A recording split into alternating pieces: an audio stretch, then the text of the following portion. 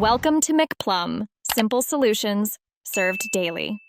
You start by confirming prerequisites, Flutter SDK installed and path set, and platform tools like a DB available.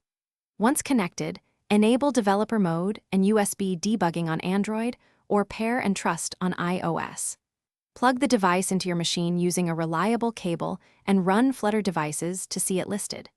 If it doesn't appear, make sure USB mode is file transfer and authorization prompts are accepted. This establishes the communication channel so you can run builds from your workstation.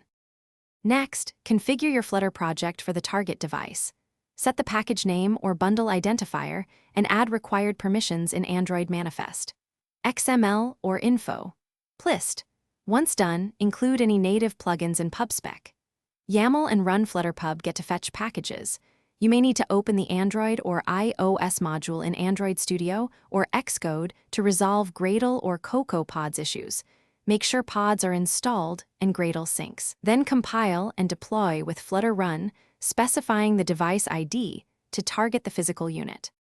Finally, validate hardware features directly on the device. Exercise sensors, camera, Bluetooth, and permissions flow to ensure everything works. While running, monitor output with Flutter logs, a DB logcat for Android, or the Xcode console for iOS to capture runtime errors and permission denials.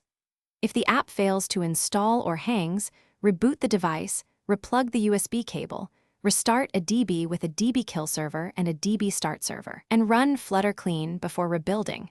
This commonly clears lingering. Thanks for watching. Stay juicy and subscribe.